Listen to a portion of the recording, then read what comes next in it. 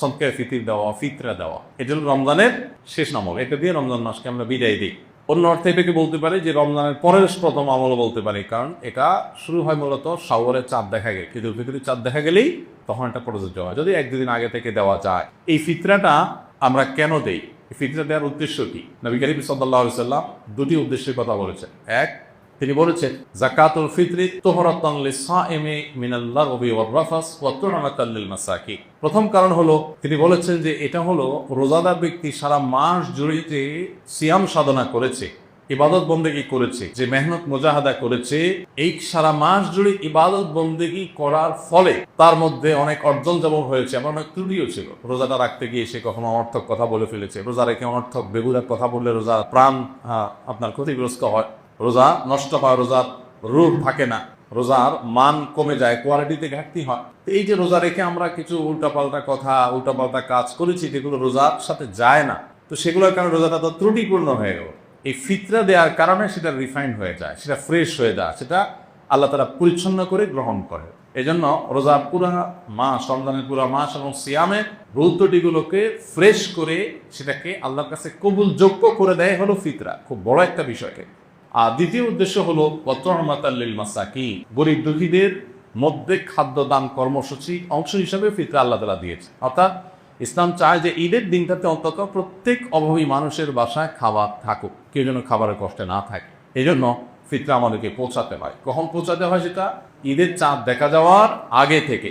ফিতরা নিয়ে প্রতি বছরই অনেক আলাপ হয়, আমরা সেই দীর্ঘ আলাপে যাওয়ার সুযোগ সময় নাই। শুধু এটুকু বলি, আমরা প্রায় সবাই আমরা ফিতরার সর্বনিম্ন পরিমাণটা দেওয়ার চেষ্টা করি। নবী করিম সাল্লাল্লাহু আলাইহি ওয়াসাল্লাম ফিতরার যে অপশনগুলো রেখেছেন সেগুলো কিন্তু বিভিন্ন রকম, ভ্যারাইটি আছে। সেখানে একটা অপশন আছে সর্বনিম্ন, সেটাই আমরা নেই।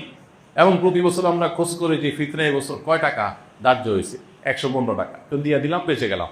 যদিও পুরো পরিবার তরফ থেকে দিতে হয়, পরিবারের কর্তা যিনি, তার ছেলে মেয়ে, তার স্ত্রী, এমনকি ছোট বাচ্চা কাচ্চা, তাদের সবাই পক্ষ থেকে, তার একান্নভুক্ত জানা তার বাসার সদস্যের মতো, এমনকি যেই কাজের লোক, যারা বাধা কাজের লোক থাকে তাদের তরফ থেকে, এই সবাই তরফ থেকে পরিবারের কর্তা দিয়ে দিবে। এখন সবাই দেখেন ফিতরা কত ধার্য হয়েছে। ভাই, ফিতরা সর্বনিম্ন যদি 1-150 বা তার সমমূল্যের খাদ্য হয়, তো ফিতরা সর্বোচ্চটা কিন্তু 1000, 2000 বা আরো বেশি হতে পারে। আপনি কিশমিশ যদি দিয়ে দেন তাহলে একরকম হবে, আপনি গম দিয়ে দিলে আরেক রকম হবে, খেজুর দিয়ে দিলে ভিন্ন রকম হবে। তো অনেকগুলো অপশন আছে। তো আমরা সর্বনিম্ন গমের আইটেমটা বেছে নিই, যেটা সবচেয়ে সস্তা, এটা দিয়ে আমরা দেওয়ার চেষ্টা করি। কেউ আপনি কিশমিশ যদি চিন্তা করেন তাহলে কিশমিশের কেজি কত আর গমের কেজি কত, অনেক বেশ কম হয়ে যাবে। এই জন্য আল্লাহ তাআলা যাকে যতটুকু সামর্থ্য দিয়েছেন তিনি সেইভাবে ফিতরা দিবেন। এবং ফিতরা হিসাবে যদি আপনি খাদ্য দেন অথবা নগদ টাকা দেন, আমার পরামর্শ হবে ওয়াজিব ফিতরা তো ওইটাতে আদায় হয়ে যাচ্ছে, যে কোনো সন্দেহ নাই। নফল হিসেবে যেহেতু ফিতরার উদ্দেশ্য গরিবের বাসায় খাবার পৌঁছানো, সেই যুগে নবী সাল্লাল্লাহু আলাইহি ওয়াসাল্লামের সময় গরিব শুধুমাত্র এই প্রিন্সিপাল ফুড এগুলোর উপর নির্ভর করত। চাল, ডাল, আপনার ডাল তো না, আপনার গোশত অথবা আপনার আটা, ময়দা কিংবা গম, এগুলোর উপরে নির্ভর করতো মানুষ। কিন্তু এখন মানুষের জীবনের যে আপনার জীবন ধারণের যে পদ্ধতি, প্রক্রিয়া, মানুষের যে লাইফস্টাইল, সেটাতে যথেষ্ট পরিবর্তন হয়েছে।